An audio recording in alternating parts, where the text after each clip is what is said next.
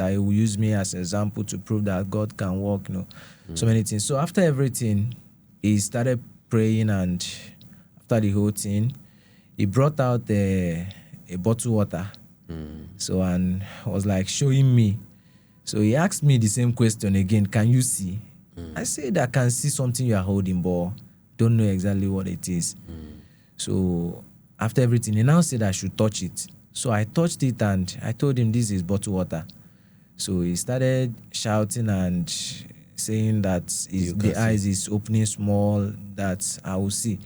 So after the whole thing, when he now knew that I cannot see, because at the process, I now told him that I can actually see small, that this is how it was before he started praying. So it won't look as if... So after everything, he now said that there was one vulture somewhere that is saying, I will not see. A vulture somewhere. A vulture somewhere. And I was like, if you can see the vulture, why can't you kill the vulture? Though I didn't say it with a microphone. Yeah, I understand. He was very close to me when he was praying. So I said, kill the vulture, that kind of prayer mood. So after the whole thing, he now told me that there is one prayer that we are going to do, that after everything, the vulture will die, and then I will start seeing that kind of story. So, but after the whole thing, nothing happened. I don't know whether it's a good advice, but sometimes this is what I normally tell people that are partially sighted, because I've been, seeing partially sighted persons complain this thing to me. When you attend one of these churches and after praying, they will tell you, can you see me? What I normally advise them, once you open your eyes and there is no difference from what you used to see before to what you are seeing at that point, if they ask you, can you see me? Just tell them no. Until you see something different from what is different from what you have been seeing before. Do you understand? Yeah. Because, you can't stand there in that congregation and start telling them, no, I'm partially sighted, though, this. No, you can't do that. That's public already. Yeah. Do you understand? Yeah. Nobody will give you that chance. Yeah. And the way these modern churches now do, once you said, I can see a little, believe you me, the organist will now start doing exactly. And the choir will take over. Give Jesus a big clap. And the choir, everybody, your own voice will now, they will be like as if they reduce your own microphone. You can't even talk, and the pastor and the congregation will just take over you, and they will just tell you, continue praying. Your eyes will fully open, and that is it. And nothing will happen. Nothing will happen. So, your family, are they treating you somehow? Are they discriminatory to you, your own family? What is your relationship with your family? Well, my relationship with my family is a very, very awesome relationship. Like, something I'm very much happy about, because if not them, what would have been my story? They are very caring, compassionate, and always willing to help in any way I need help. Okay. Yeah. That's fine. Yeah. Have you lost friends because you are visually impaired? What I mean is sighted friends. Have you seen some people not being able to cope with you because you are visually impaired, and they decide to, let me leave this guy a bit? Well, it has happened, though I don't want to see things is because... Let's just face the reality. Have it happened? Okay, yeah. It has happened, but it was just once. I can assume totally it was because of my sight. Back then, there was one girl I was chatting with on Facebook. So she knew that, I'm visually impaired because I told her. So we're kind of chatting. But when her sister now came into the picture, the whole thing changed. She was like, why are you following a blind person? This, that, that kind of thing. And after everything, she stopped responding to my messages.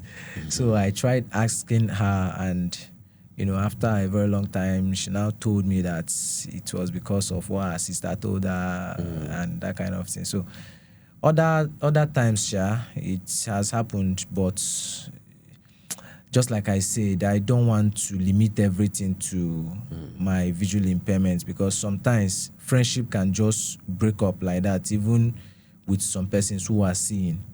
But it is happening. It's happening. Okay. As a person with a visual impairment, no matter how you claim that disability, ability in disability, sometimes when you're alone, reality will hit you. And sometimes, I know sometimes you feel depressed. Is it not true? That's true. Yeah. Okay. Now, how do you manage yourself when you see yourself in such depressed mood?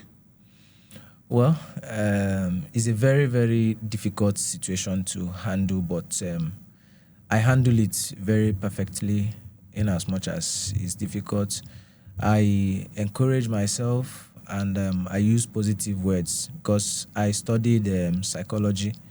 Okay. So I graduated last year. So the insights in psychology, the knowledge, and my background in psychology in total, it helps me a lot in dealing with such situation.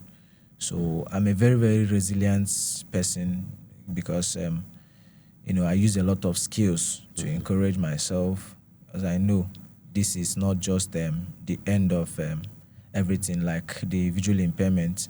So I still have other things I can do perfectly and fit into the world. So okay, talking about your education now. Yeah. Would like to know your highest education qualification. Yeah. Are you a graduate? Yeah, just like I said, I graduated last year from the Department of Psychology in Ezekwe University. Last year, August, precisely. Oh, congratulations. Yeah, thank you. Congratulations. Thank you.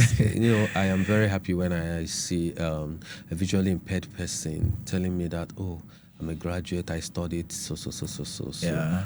Now, before I go into detail about your education, because I want to ask you how you survived as a student in a university.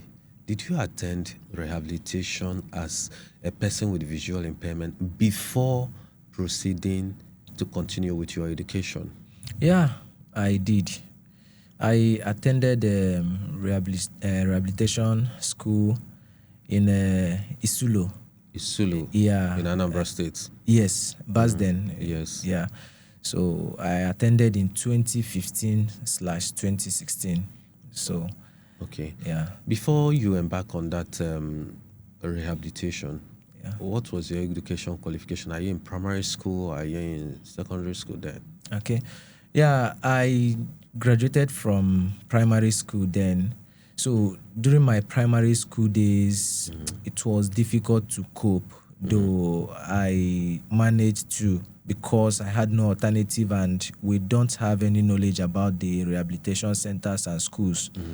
So when I graduated, my brother was worried that I can't. How will you further your education? Exactly. Yeah. So it was like, I can't cope in our secondary school with this, method.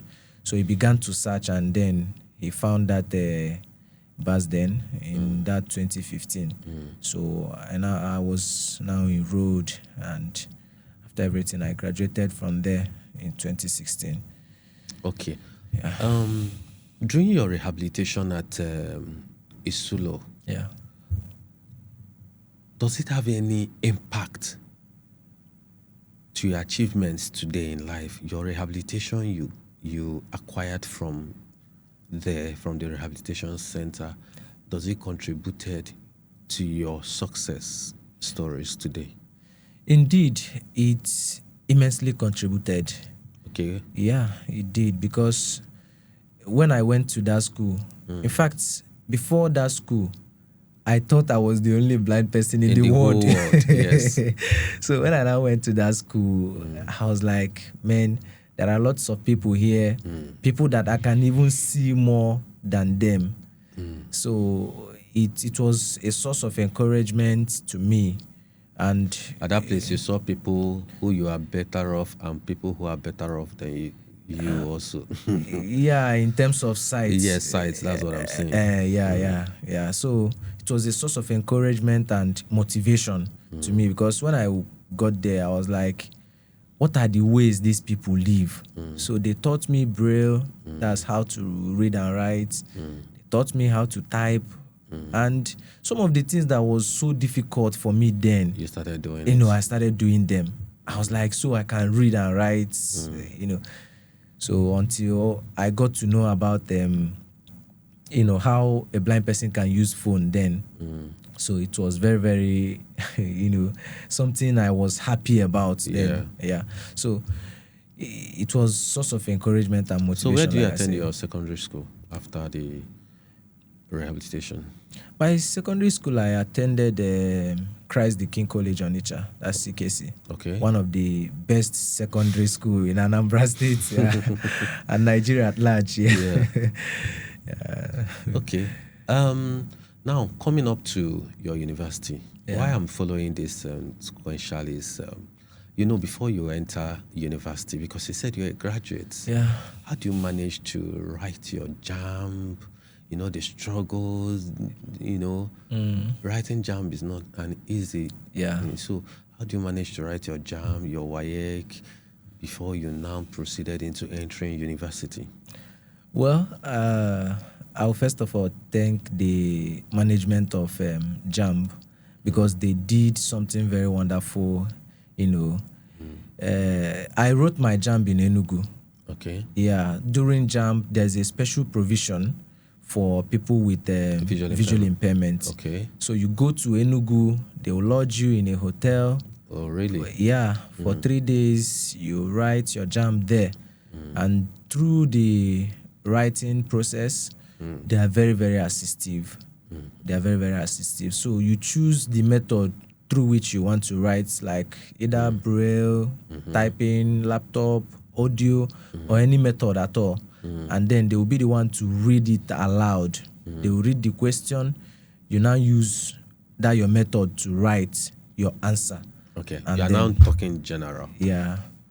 Maestro Smart.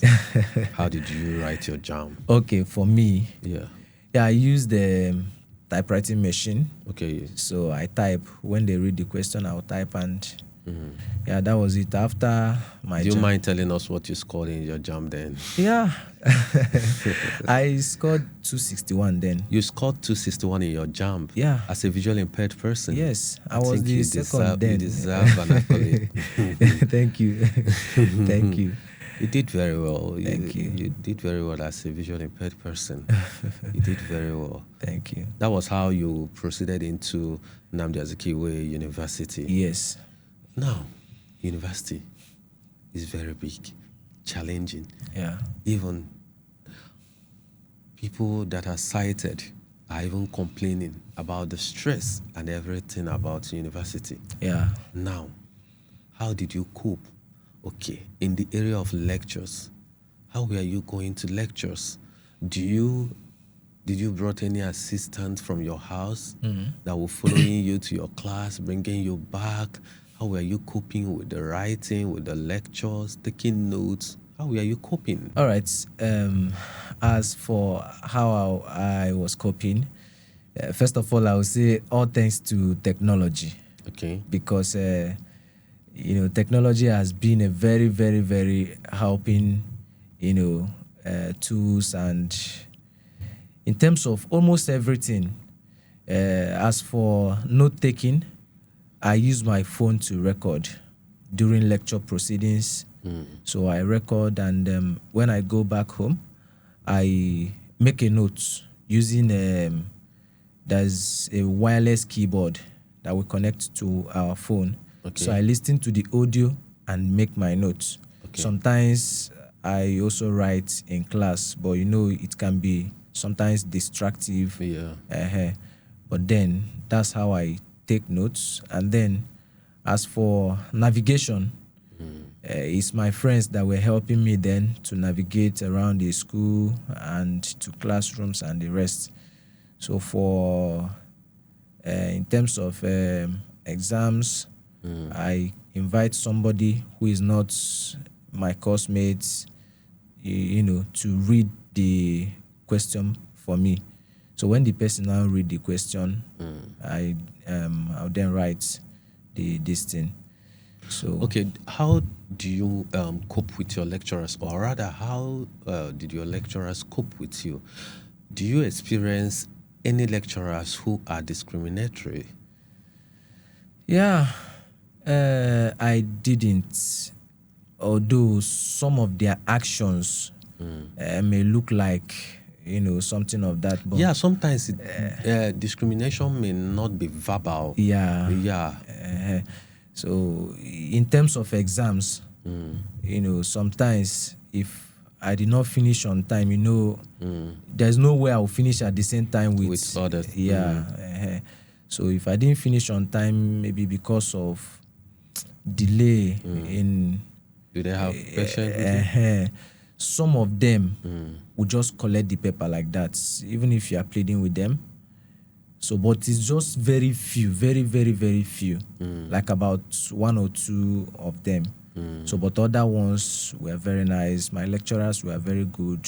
They were caring and very You said compassionate. your department is Psychology. So we'll use this opportunity to thank the lecturers of Psychology Department of Nnamdi Azikiwe University for their, assistance towards persons with visual impairment that they have in their department. Yeah. It is quite encouraging, and we are using this platform to also ask other lecturers in other departments to emulate from the Department of Psychology. Okay, Maestro Smart. Yeah. Calling you this name makes you, I think you like this name very, very much. Yeah, it's what I represent. So, okay. Yeah. Want to talk about discrimination general. Okay. As a person with disability, I want us to tell us, have you ever feel discriminated in any form? Let's just start, yes or no. Have you ever feel discriminated? Yes, in several occasions. Okay. We'd like you now to tell us a detailed story, one or two detailed story, where your discrimination occur and how it occur. He's a blind person because somebody that held me to the keke. So the person bluntly said that he cannot carry me. I'm not carrying this person. And people there was like, how? Why? He said, I'm not carrying this person. You should get down off my keke. And I was like, because me, I don't like dragging with people unnecessarily, even though I know, constitutionally, the guy is wrong. Yes. But I chose peace. So I went down. Immediately I went down. Every other person in that keke went down. The guy said, better. And left. Ha. He waited for another turn, because the people there, like those people in charge of the loading, they said you are not going to load until people at your back finish loading. You wait for another? Yes. He said better. He said better. He chose to wait. So I entered another keke and go my way. You guys left. Yeah. So it was very crazy experience, but then I never let it get into me that deep.